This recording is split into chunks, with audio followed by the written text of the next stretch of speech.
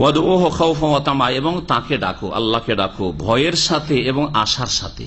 ভয়ও রাখো যে ভুল করলে, অন্যায় করলে আল্লাহ ধরবেন, সুতরাং ভুল করব না, অন্যায় করব না, জেনে শুনে গুনাহ করব না।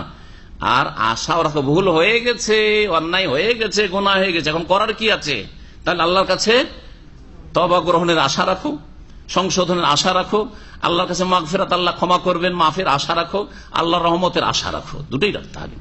অতীতে যেটা ঘটে গেছে সেই ক্ষেত্রে, কিন্তু আগামীর ক্ষেত্রে শুধু আশা আর আশা, আকাঙ্ক্ষা আর আকাঙ্ক্ষা, এইরকমটা যারা করে তারা ধ্বংস হয়, তারা পাপে লিপ্ত থাকে। কারণ বড় আশা করে বসে আছে, আরো 50 বছর বাঁচবো, আরো সৌদি আরবে 10-20 বছর থাকবো, মেলা হজ করব, উমরা করব, আরো অনেকদিন যখন বাঁচবো তো নামাজটা পরে ধরে নিব, কিছুদিন একটু ফিল্ম টিলিম দেখে নি, পাপ টাপ করে নি, আর তারপরে বিয়ে শাদী করলে আর ওইসব করব না। এগুলো আশা ধ্বংস করবে না মানুষকে।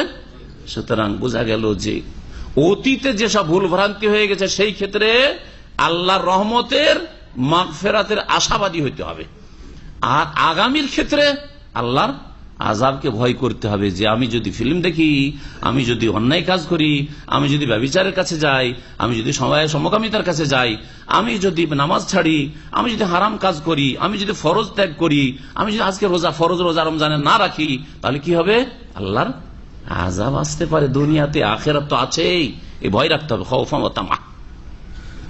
এই ভয় এবং আকাঙ্ক্ষা এই দুটি হচ্ছে পাখির ডানার মতো, পাখির ডানার মতো দুটো বরাবর থাকতে। পাখির ডানা, পাখি যখন উড়ে তখন এইরকম থাকে, ঠিক না? যদি এইরকম হয়ে যায় চলবে না, বা একটা আছে একটা নেই, একটাকে গুটিয়ে নিয়েছে, চলবে? তো কারো যদি শুধু ভয় থাকে তাহলে আল্লাহর রহমত থেকে নিরাশ হয়ে আত্মহত্যা করে মারা যাবে। যখন জাহান্নামে যেতে হবে, বেঁচে থেকে লাভ নেই, বুঝা গেছে? এখন শেষ করি দে, আর থাকবো না।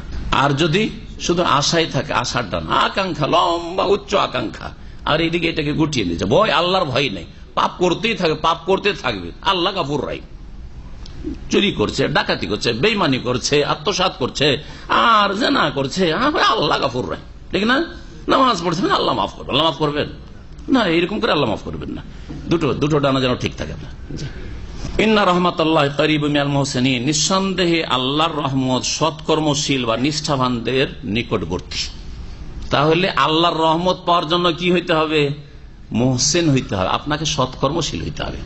অসৎ লোকদের জন্য রহমত কাছে আসবে না, আয়াত স্পষ্ট করে। ভালো করে অন্তরটাকে এই আয়াতটিকে অন্তরে নামাবার চেষ্টা করেন, যে আল্লাহর রহমত আছে, কিন্তু কার জন্য কাছাকাছি আছে? মুহসিনিন, যারা সৎকর্মশীল, যারা ভালো কাজ করতে চায়, ভালো চলতে চায়, ভালোভাবে জীবনযাপন করতে চায়, নিষ্ঠাবান, আল্লাহকে ভালোবাসে, আল্লাহ রসুলকে ভালোবাসে, দিন ইসলামকে ভালোবাসে, তাদের কাছাকাছি হচ্ছে আল্লাহর রহমত, তারা রহমত পাবে। কিন্তু যারা সৎকর্মশীল নয়, ভালো সৎ জীবন যাপন করতে চায় না, তাদের থেকে অনেক দূরে হয়ে যাবে আল্লাহ পাকের রহমত।